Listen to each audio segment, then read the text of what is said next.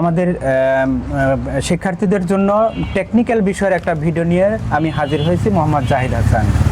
আশা করি ভিডিওটি আপনাদের অনেক ভালো লাগবে এবং বাস্তব জীবনে অনেক উপকার হবে।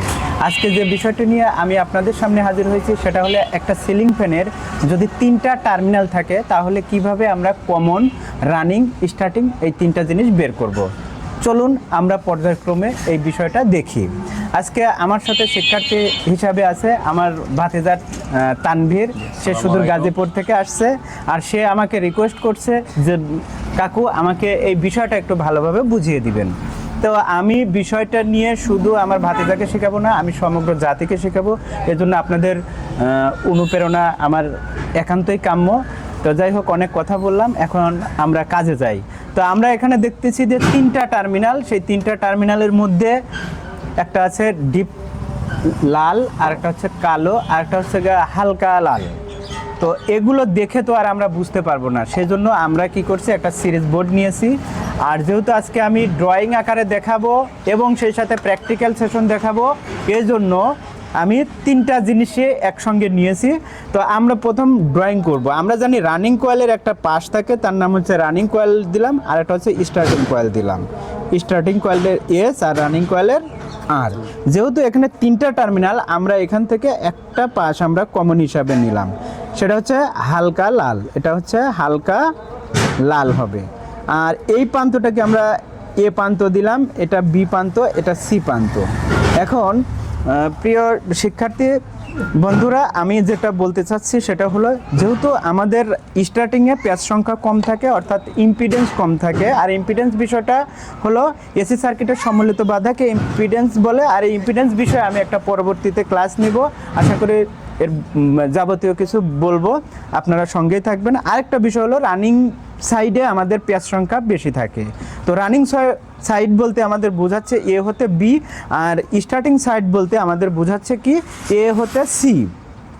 এখন স্টার্টিং পয়েন্টে আমাদের সিরিজ ল্যাম্প একটু বেশি জ্বলবে আর রানিং সাইডে একটু কম জ্বলবে, কিংবা রানিং এবং স্টার্টিং কম বেশি খুব একটা পার্থক্য বোঝা যাবে না, এটা আমরা দেখব।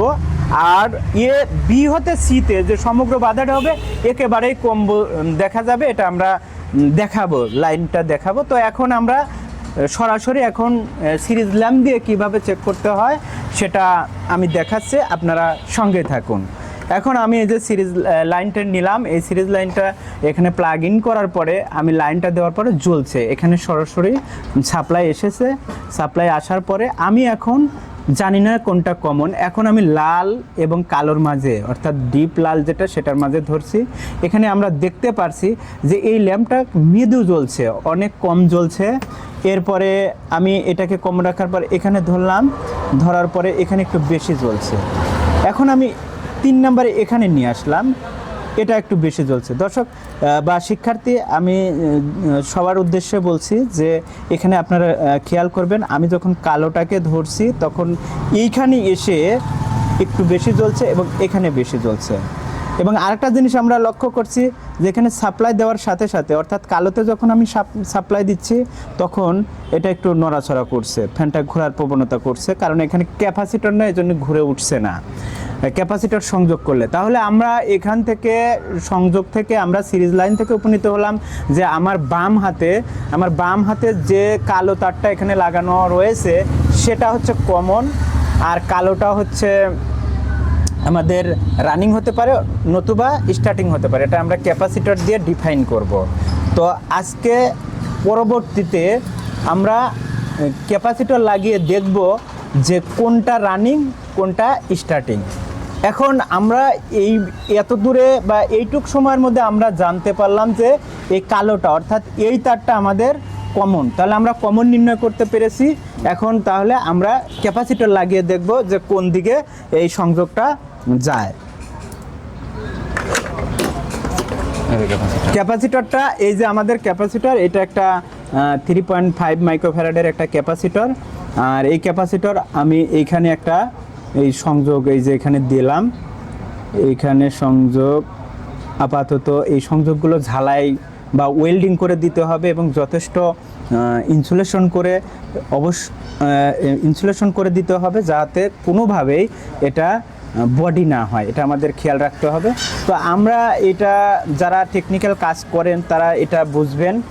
আর আরেকটা বিষয় আমি সবার উদ্দেশ্যেই বলতে চাই যে ইলেকট্রিসিটির কাজ কখনোই নর্মাল ভাবে করা উচিত নয়। যথেষ্ট সতর্কতা এবং যথেষ্ট জ্ঞান নিয়ে এবং দক্ষ মানুষের শরণাপন্ন হয়েই এই কাজগুলো করতে হবে। তো আমি এটাকে এই যে এখানে দুইটা লাইনকে সংযোগ করছি এবং এই কমন লাইনটাকে আমি পাশাপাশি এখানে রাখছি।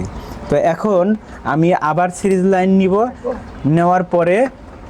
নেওয়ার পরে তানভীর, তুমি বিষয়গুলো বুঝতে পারছো তো? বুঝতেছি। হ্যাঁ, আমি তো সবার উদ্দেশ্যে বলছি, এজন্য তোমাকে নক করতে পারছি না, তুমি আশা করি কিছু মনে করো না। আমি কমনে ধরলাম এবং এইখানে ধরলে এই যে আমার কোন দিকে ইয়ে করে, অর্থাৎ এটা এই কালোতে সংযোগ করলে আমার বাঁ দিকে উপরের হ্যান্ডেল ঘোরে, আর এটা লালের সংযোগ করলে ডান দিকে ঘোরে। অর্থাৎ আমার লালটা হচ্ছে রানিং আর কালোটা হচ্ছে কমন স্টার্টিং। তাহলে আমরা এই পর্যন্ত উপনীত হলাম যে লালটা রানিং আর এই হালকা লালটা হচ্ছে কমন আর কালোটা স্টার্টিং। আশা করি সবাইকে ধন্যবাদ, আর সেই সাথে নতুন নতুন ভিডিও পেতে আমাকে ফলো দিবেন আর সবার কাছে দোয়া প্রার্থী। আসসালামু আলাইকুম।